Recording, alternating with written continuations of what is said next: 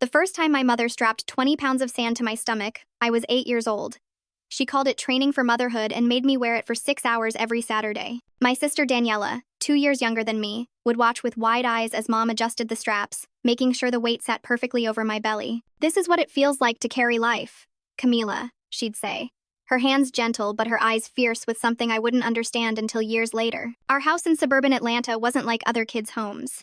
While my classmates had posters of boy bands and movie stars on their walls, Daniela and I had fertility charts. Mom had turned the spare bedroom into what she called the preparation room, shelves lined with pregnancy books, walls covered with diagrams of fetal development, and a corner dedicated to practicing diaper changes on increasingly realistic dolls. She'd quiz us during dinner about prenatal vitamins and birthing positions. Dad would just eat his meatloaf in silence, occasionally nodding when Mom looked his way for support. Patricia Martinez wasn't always this way, or so the family photos suggested. In the albums from before we were born, she looked like any other young woman, laughing at beaches, dancing at weddings, holding a diploma from nursing school. But something changed after she had us. The story I pieced together from overheard conversations and bitter remarks was that Mom had suffered multiple miscarriages before me, and 2 more between me and Daniela. Each loss had carved something out of her, replacing it with an obsession that grew like a tumor. By the time I turned 12, the training had intensified. Mom had us tracking our cycles from the moment we got our first periods, teaching us to chart our temperatures and check our cervical mucus. She'd beam with pride when Daniela's cycles regulated quickly, calling her naturally fertile and born to be a mother. Meanwhile, my irregular periods earned me concerned looks and extra doctor's appointments. "We need to make sure everything's working properly," she'd say, scheduling ultrasounds to check my ovaries like other mothers scheduled dental cleanings. The dolls got heavier as we got older. By 14, I was carrying 30 pounds, the weight distributed in a special vest Mom had custom made by a company that usually supplied pregnancy simulators to medical schools. She'd make us wear them to the grocery store, to church, everywhere. People would stare, but Mom would just smile and explain we were preparing for our futures. Some women would nod approvingly. Others would hurry their own daughters away from us. Daniela thrived under the attention. She'd cradle her weighted belly lovingly, practice breathing exercises, and beg Mom to let her try the labor simulation machine she'd bought from a medical supply auction. At 15, she was already talking about becoming a surrogate as soon as she turned 18. "Imagine," she'd say, eyes bright with Mom's reflected fervor, "helping all those couples who can't have babies. I could give them the greatest gift in the world." I felt like I was drowning. While other teenagers worried about algebra tests and first kisses, I was being groomed for a future I'd never chosen. Every achievement that wasn't related to motherhood was dismissed. When I won the state debate championship, Mom barely glanced at the trophy. When I got straight A's, she'd say, "That's nice. But remember, your real purpose is much more important than any grade." The breaking point came during my senior year of high school. I'd secretly applied to pre-law programs, hiding acceptance letters in my school locker because I knew Mom would destroy them if she found them at home. I'd chosen Columbia, far enough away that I could escape her daily influence, prestigious enough that even she couldn't argue it was a waste. When I finally told her, 3 weeks before graduation, she didn't speak to me for days. Then, one morning, I woke up to find her sitting on my bed, crying. "I've failed you," she said, her voice broken. "Somewhere along the way, I failed to make you understand what you're throwing away. Your body is a gift, Camila. Your womb is sacred. And you're going to waste it on what? Arguments? Paperwork? You're betraying everything I've tried to teach you." College was my first taste of freedom, but it came with a price. Mom called every day, sometimes multiple times, asking about my breeding potential, as she called it. Had I gained weight? Was I eating enough folate? Was I taking prenatal vitamins just in case? She'd send packages filled with fertility supplements and ovulation tests, which I'd quietly donate to the health center. My roommate thought I had the world's most overprotective mother. She had no idea. Meanwhile, Daniela had stayed home for community college, living under Mom's roof and intensifying her training. She turned 18 during my freshman year, and within a month, she'd signed up with her first surrogacy agency. Mom threw her a party that was bigger than both our graduations combined. The cake was shaped like a uterus. I wish I was joking. And Mom gave a speech about Daniela fulfilling her biological destiny. I threw myself into my studies, specializing in reproductive law partly out of spite, partly out of a need to understand my rights. The more I learned, the more horrified I became. The cases I studied weren't just abstract legal principles. They were warnings of what my mother might be capable of. I read about forced sterilizations, coerced adoptions, reproductive coercion within families. My professor, Dr. Sarah Chen, noticed my intense interest and became my mentor. "You seem personally invested in this field," she observed one day after I'd stayed after class to discuss a particularly disturbing case about parental control over adult daughters' reproductive choices. "You could say that," I replied, and something in my voice made her close her office door. I told her everything. The weighted bellies, the fertility tracking, Daniela's surrogacies, mom's obsession. Dr. Chen listened with growing alarm, occasionally taking notes. When I finished, she was quiet for a long moment. Camila, what your mother has done, what she's doing, borders on abuse. It is abuse. You know that, right? I did know intellectually, but emotionally it was harder to accept. This was my mother, the woman who'd braided my hair and sung me lullabies. Even if those lullabies were about the miracle of birth and the beauty of pregnancy. By the time I graduated law school, Daniela had completed 3 surrogacies. Her body was starting to show the strain. She moved more slowly, had developed gestational diabetes during the last pregnancy, and had been hospitalized twice for complications. But Mom praised her as a hero, a saint, a perfect daughter. Dad had left by then, unable to watch what his wife had become, what she was doing to his daughters. The divorce papers cited irreconcilable differences, but I knew the truth. He tried to protect us and failed, so he'd saved himself instead. I took a job at a reproductive rights firm in Chicago, putting even more distance between myself and Atlanta. I thought I was safe. I thought I'd escaped. I was working on cases protecting women from reproductive coercion, helping abuse victims, ensuring bodily autonomy. The irony wasn't lost on me that I was fighting for other women's rights while still jumping every time my phone rang with a Georgia area code. The calls from Mom became less frequent but more intense. She'd rage about my selfishness, my waste of perfect genetics, my betrayal of the family line. Daniela would sometimes call too, her voice soft and tired, asking when I was going to come home, when I was going to give Mom what she wanted, when I was going to stop being so difficult. Behind her, I could always hear Mom coaching her on what to say. Then came the dinner invitation. Mom was coming to Chicago for a women's health conference and wanted to have dinner. Just the 2 of us. To reconcile, she said. To accept who you've chosen to be, I should have known better. 28 years of conditioning doesn't just disappear. And some part of me, the 8-year-old girl who just wanted her mother's approval, said yes. The restaurant was upscale, the kind of place where water comes in crystal decanters and the lighting makes everyone look younger. Mom had made reservations at the Rosewood, and she was already seated when I arrived, looking deceptively normal in a navy dress and pearls. For a moment, I could almost pretend we were just a regular mother and daughter having dinner. "You look thin," were her first words. Not hello, not I've missed you. "Are you eating enough? Your hips seem narrower. That's not good for childbearing." I sat down carefully, my lawyer instincts already on high alert. "I'm healthy, Mom. I run marathons now. I'm probably in the best shape of my life. Running damages the uterus," she said flatly, flagging down the waiter. "All that bouncing and impact. You should be doing prenatal yoga instead." The waiter approached, and Mom ordered for both of us without asking what I wanted. "Salmon," she declared. "Full of omega-3 second, good for egg quality." When he left, she pulled out a folder from her purse. My stomach dropped. "I've been doing research," she began, spreading papers across the table. "There are new treatments now, ways to optimize fertility even in career-focused women. I've made you an appointment with Dr. Harrison here in Chicago. He's the best in the Midwest for fertility preservation." "Mom, I'm not interested in. Just hear me out." She pulled out a glossy brochure. "You could freeze your eggs now while they're still viable. That way, when you finally come to your senses, or if something happens to you, the genetic material won't be wasted." "If something happens to me?" I stared at her. "What does that mean?" She waved her hand dismissively. "Accidents happen. Illnesses. But if your eggs are preserved, your legacy could continue. Daniela has already agreed to carry them if necessary." The revelation hit me like ice water. They'd discussed this. My mother and sister had sat somewhere, probably in that preparation room that still haunted my nightmares, and planned what to do with my eggs if I died. Mom, that's insane. You can't just use someone's genetic material without their consent even if they're dead. I'm a lawyer, I know. You know nothing about being a mother." She slammed her hand on the table, making the water glasses jump. Other diners turned to stare. She lowered her voice, but the intensity remained. "You sit in your office, helping strangers, while your own family line could die with you. Do you know what Daniela has sacrificed? 4 surrogacies now, Camila. 4. Her body is a temple to motherhood, while yours is a tomb." "Her body is falling apart," I shot back. "She can barely walk without pain. Her doctors have told her to stop, haven't they? But you won't let her." Mom's face darkened. She chooses to continue. She understands duty. Our food arrived, but I'd lost my appetite. Mom ate methodically, cutting her salmon into perfect squares, chewing each bite 30 times like she'd taught us to do for optimal digestion during pregnancy. Between bites, she continued her campaign. "I've put you in my will," she said casually. "The house, the money, it all goes to future grandchildren. If you don't provide them, everything goes to Daniela's surrogate children and the families she's helped.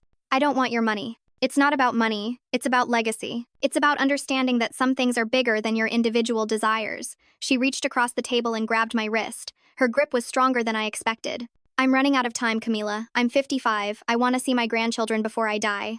Daniela has given birth to 4 children. Those aren't hers. They're not ORs. The genetic material was from other women, weak women who couldn't carry their own children. Our line, the Martinez women, we're strong. We're fertile. We're meant to populate the world with our strength. She sounded unhinged, but her eyes were terrifyingly clear. This wasn't madness, it was ideology, deeply held and carefully rationalized. I pulled my hand away and stood up. I'm leaving. Sit down. Her voice was sharp. I'm not finished. I am. I grabbed my purse. I'm done with this, Mom. Done with your obsession, your control, your twisted view of what women are for. I'm never having children. Never. Do you hear me? The Martinez line ends with me.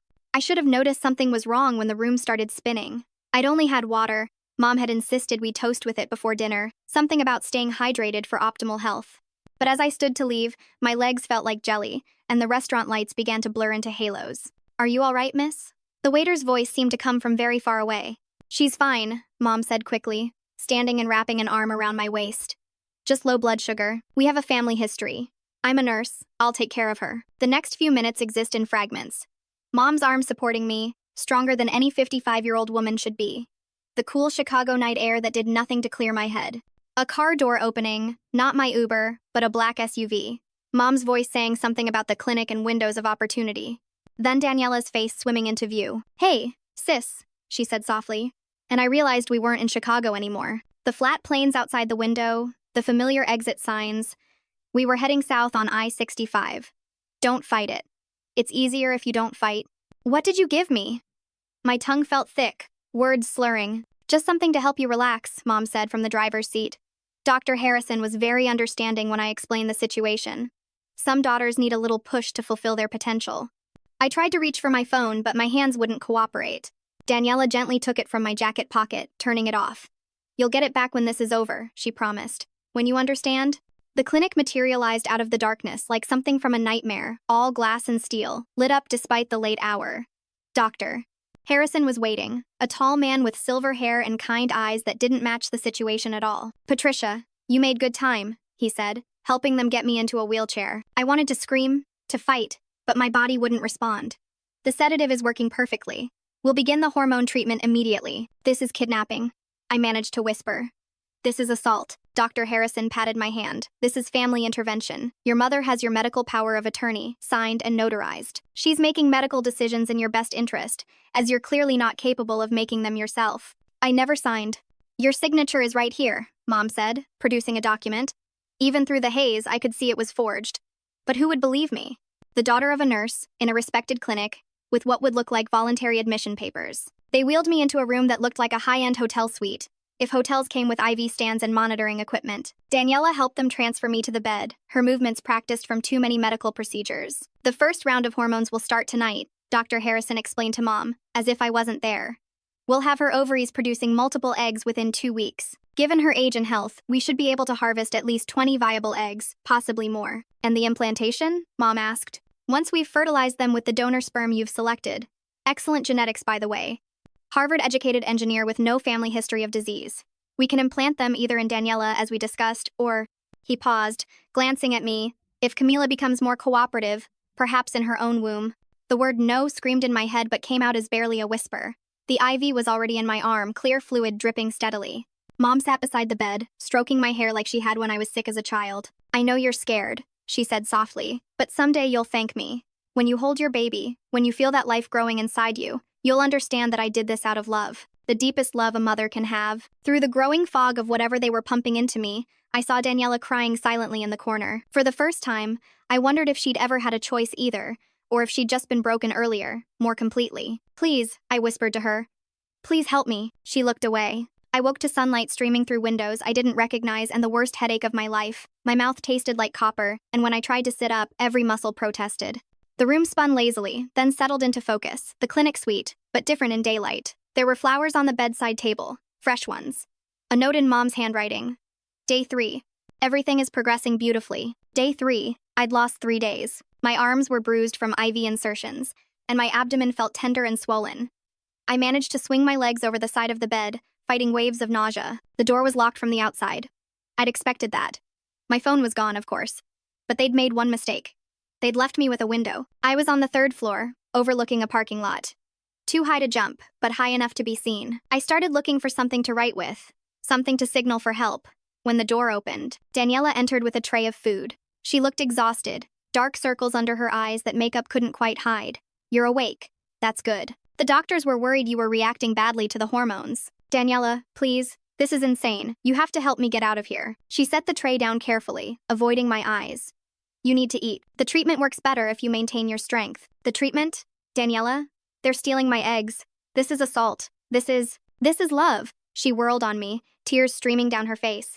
"You don't understand because you've always been the strong one, the smart one, the one who could leave. Do you know what it's been like for me? Every day being Mom's perfect daughter, giving her what she wanted because if I didn't," she collapsed into the chair, sobbing. "If I didn't, I was nothing. At least as a surrogate, I'm something. I'm useful. I have purpose." "That's not purpose. That's slavery." "Is it?" She looked up at me with haunted eyes. "You got to go to law school. You got to have a career. All I've ever been allowed to be is a womb. And now I'm not even that anymore." She lifted her shirt, revealing a massive scar across her abdomen. "Emergency hysterectomy. Last month. The 4th pregnancy destroyed my uterus. Mom doesn't know yet." The revelation stunned me. "Daniela, so you see why this has to happen," she continued, her voice flat. "You have to give her grandchildren. Real ones. With our genetics. Because if you don't, if this fails, I don't know what she'll do. To either of us." Before I could respond, the door opened again. Dr. Harrison entered with 2 nurses, Mom trailing behind. "Ah, you're awake. Excellent. We need to do an ultrasound, check how your ovaries are responding." He gestured to the nurses, who moved toward me with practiced efficiency. "Don't touch me." I backed against the window. "I don't consent to any of this. I'll have your medical license revoked. I'll sue you into oblivion." Dr. Harrison sighed. "Patricia, I think we need to discuss the psychiatric hold." Mom nodded. "I was afraid it would come to this. Camila has always been unstable. Depression, anxiety, detachment from reality. I have documentation going back years." "What documentation?" I demanded. She pulled out a tablet, swiping through files. "Your childhood diary, where you wrote about wanting to die rather than be a mother.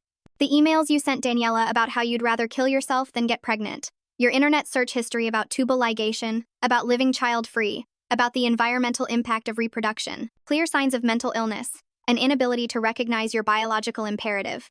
I stared at her in horror. Some of those things were real, twisted out of context, but real.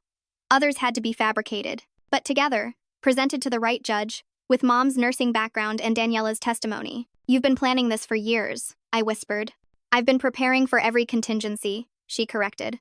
"Because I love you too much to let you destroy yourself."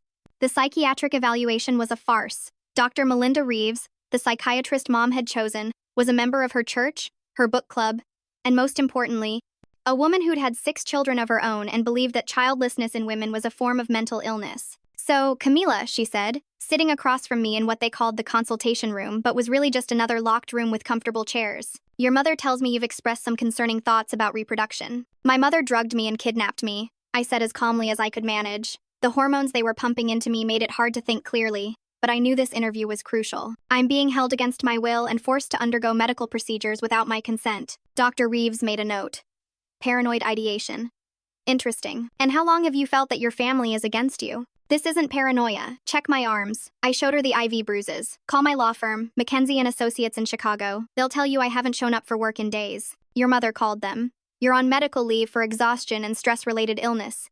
She smiled sympathetically. "She's very thoughtful, making sure your job is protected while you get help." The walls felt like they were closing in. Mom had thought of everything. "Then call the police. Check my phone records. You'll see I haven't made any calls since the dinner in Chicago, because you've been in a dissociative state. It's not uncommon for women your age, especially those who've suppressed their natural maternal instincts for so long, to experience a complete psychological break." I wanted to scream, to rage, to throw something, but I knew that would only prove their point. Instead, I forced myself to breathe slowly, to think like the lawyer I was. "What would it take," I asked carefully, "for you to believe I'm mentally competent?" She leaned forward. "Acceptance. Recognition that your mother is trying to help you. Cooperation with the treatment plan. Show me that you understand the gift of motherhood, that you're not suffering from this delusion, that your worth comes from your career rather than your biological purpose. So if I don't want children, I'm insane? If you actively reject the fundamental drive of every living organism to reproduce, then yes, there's clearly something wrong with your mental processing." I laughed. I couldn't help it. The absurdity of it all, being held prisoner by my own mother, forced to undergo fertility treatments, and now being told I was crazy for not wanting it, was too much. Dr. Reeves made another note. "Inappropriate affect, laughing during serious discussions about her mental health." That's when I realized what I had to do. If fighting them proved I was crazy, then I had to stop fighting, at least visibly. You're right, I said quietly. I think I've been confused. The stress of work, living alone in Chicago. Maybe I have lost perspective.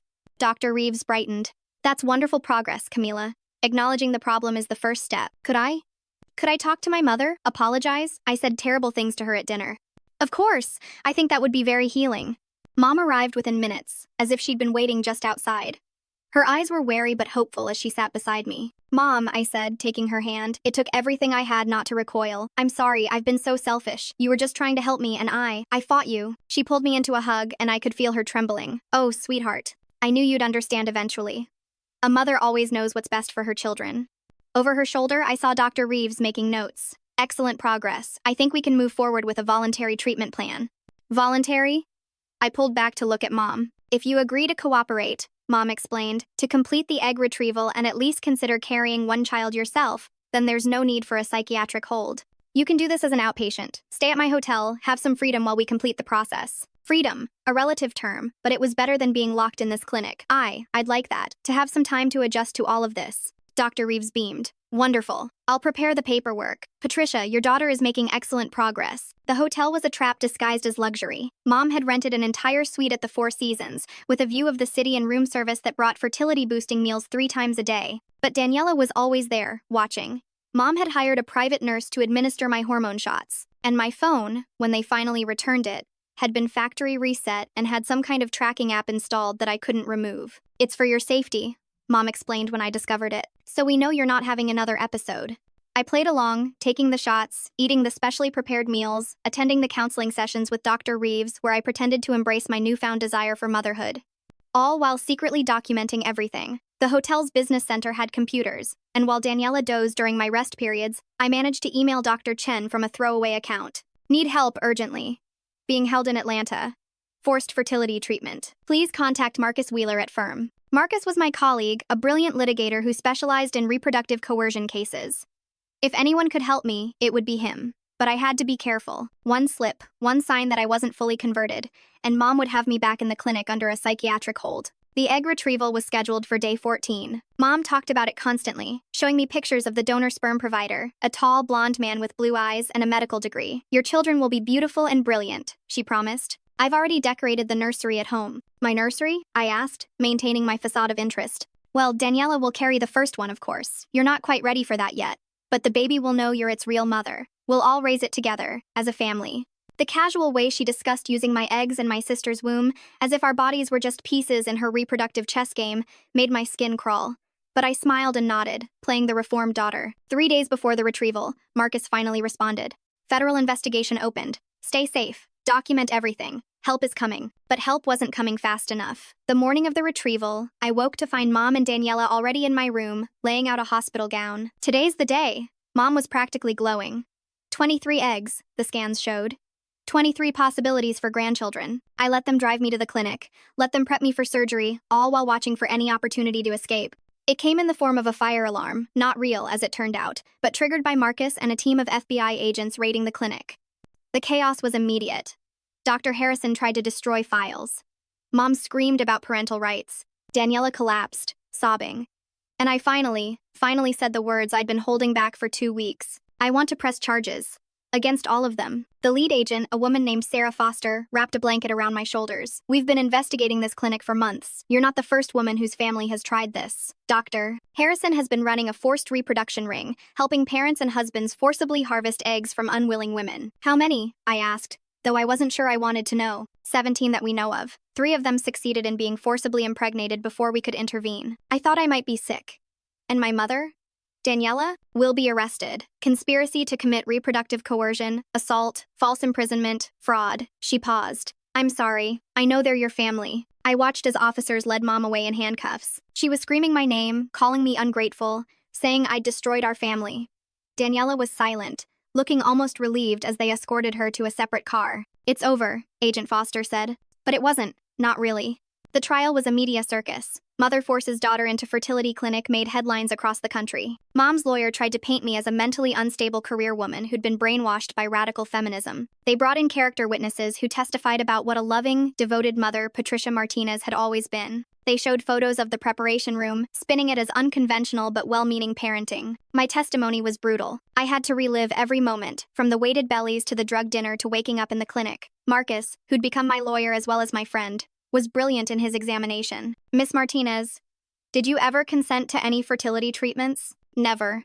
Did you ever sign a medical power of attorney giving your mother control over your reproductive choices? No, the signature was forged. And what do you believe would have happened if the FBI hadn't intervened? I looked directly at Mom, who sat at the defendant's table in a conservative suit, trying to look like a grieving mother rather than a criminal. They would have taken my eggs, created embryos without my consent, and forced my sister to carry my biological children.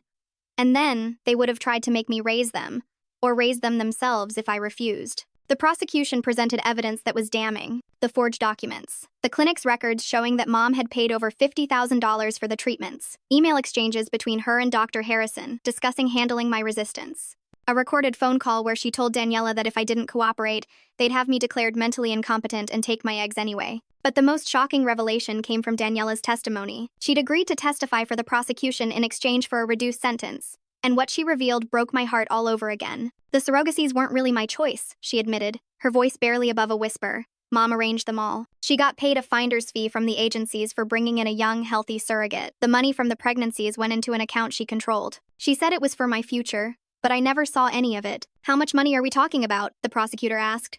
Over 4 pregnancies? About $200,000. The courtroom gasped. Mom had been selling Daniela's womb, keeping the profits, and calling it maternal love. And your sister, Camila? What was the plan for her? Daniela couldn't look at me. Mom had already lined up 3 couples who wanted her eggs.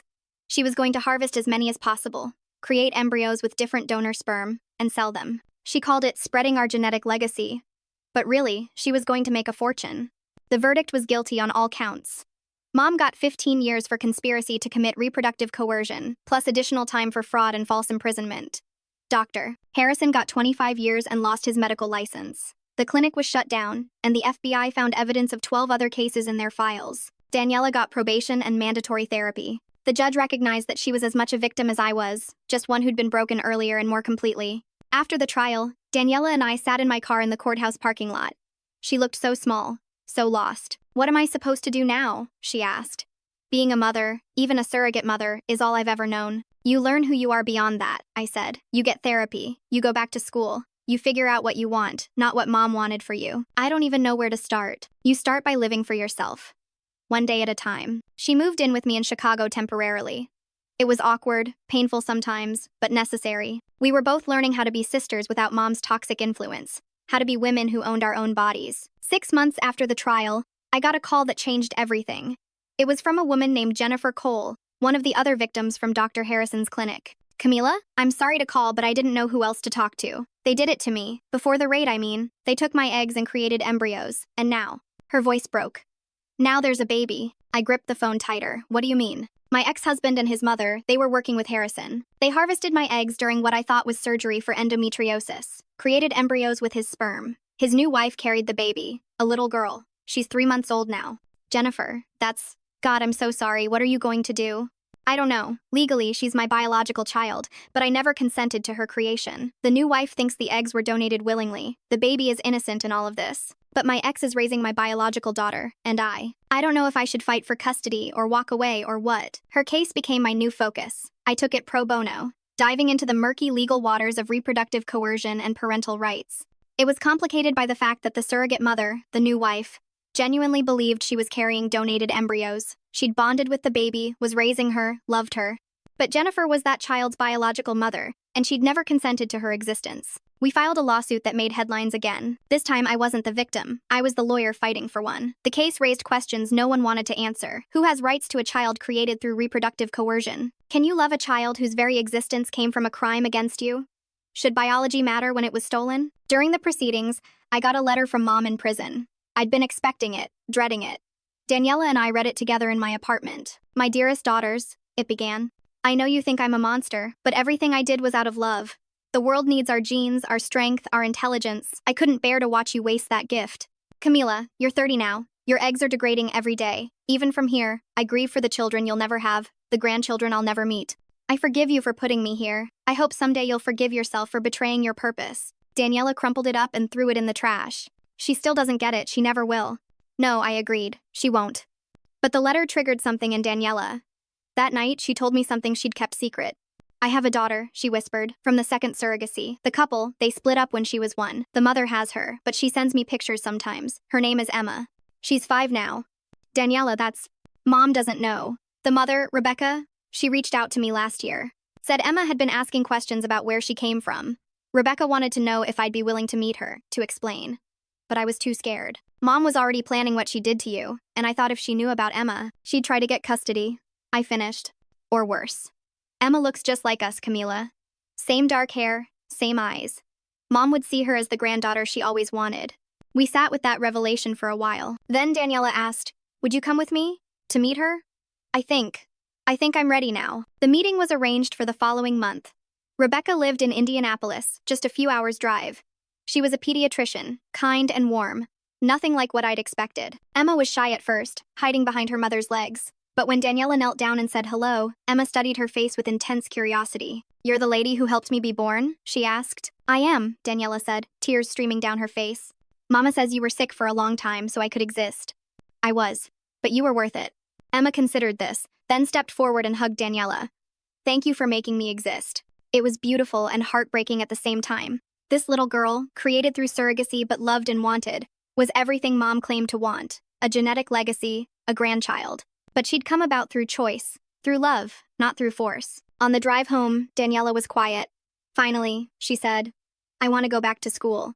Become a counselor. Help women who've been through reproductive coercion, forced pregnancy, stolen fertility. Turn all this pain into something useful. That's amazing, Daniela. I've been thinking about it since the trial. All those other women Harrison hurt, they need support.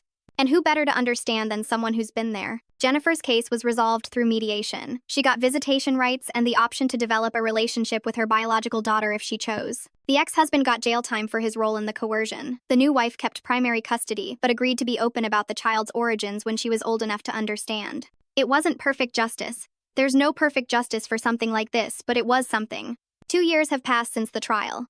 I'm 32 now, still working at the firm but specializing exclusively in reproductive rights and coercion cases. I've testified before Congress about the need for stronger laws protecting women from forced reproduction. The Martinez case, as it's known in legal circles, has become a landmark for reproductive autonomy. Daniela graduated with her counseling degree last month. Mom didn't respond to the graduation announcement we sent to the prison. She's eligible for parole in 8 years, but only if she completes psychiatric treatment and acknowledges her crimes. So far, she's refused both. I was in my office last week when I got an unexpected call. It was Emma, now 7, calling from Rebecca's phone. Aunt Camila, she said, and my heart stopped. Daniela had been visiting regularly, and Emma had started calling me Aunt even though we'd only met a few times. Hi, Emma. Is everything okay? Mama says you're a lawyer who helps people. Is that true? It is. My friend at school, her grandma is being mean to her mommy, telling her she has to have babies. It's making her mommy cry. Can you help? The cycle, it seems, never truly ends. There's always another family, another woman being told her body isn't her own, another mother or mother-in-law or husband who believes they have the right to control someone else's reproductive choices. Give me your friend's mommy's phone number, I said. I'll call her. After the call, I sat in my office thinking about cycles, about patterns passed down through generations. Mom learned her obsession from somewhere, her own mother perhaps, or the culture that told her women's only value was in reproduction. She passed that trauma to us, dressed up as love. But cycles can be broken. Daniela chose to help rather than hurt. I chose law over submission. And Emma, growing up knowing her biological origins, but also knowing she's loved for who she is, not what she represents. She gets to choose freely. Last month, I started dating someone. A fellow lawyer named James who, on our 3rd date, said something that would have sent Mom into hysterics. I never want kids. Is that a deal breaker? Actually, I told him, that's perfect. Because my body is mine. My choices are mine. My future is mine to decide. The forced pregnancy advocacy groups still send Mom materials in prison. She writes to their newsletters about the tragedy of her daughter's barrenness. Daniela because she can't have children anymore, me because I won't. She calls us the lost generation, women who've forgotten our purpose. But I know my purpose. It's to make sure no other woman goes through what we did. It's to protect bodily autonomy, to fight for choice. To stand up in court and say, over and over again, no one has the right to force someone to reproduce. No one. Jennifer had her baby story published in a major magazine. She's become an advocate too, speaking at conferences about reproductive coercion. She ended her piece with a line that haunts me. My daughter exists because of a crime against me. I love her and resent her existence simultaneously. There's no therapy for that contradiction, only acceptance. Dr. Harrison died in prison 6 months ago. A heart attack, they said. His clinic records revealed even more victims than we'd initially found. 34 women in total, from teenage girls forced by parents to wives coerced by husbands. Each case is its own tragedy, its own story of bodily autonomy violated. But there's hope too. Laws are changing. The Martinez Act, passed in 3 states so far, makes reproductive coercion a specific felony with mandatory minimum sentences. More women are coming forward, speaking their truth, refusing to be silent about what was done to them. Daniela called me yesterday. She's counseling a young woman whose mother has been secretly replacing her birth control pills with fertility drugs. The woman came to Daniela's practice after seeing our story in a documentary about reproductive rights. She was terrified she was overreacting, Daniela told me, that maybe her mom was just enthusiastic about grandchildren.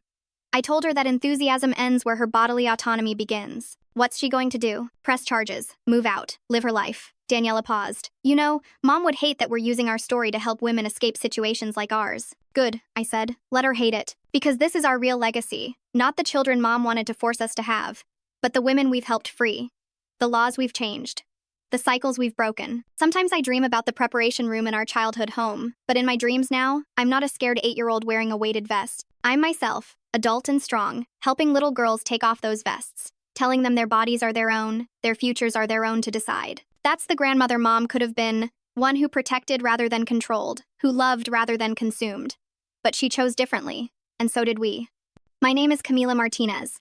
I'm 32 years old. I'm a lawyer, a sister, an advocate.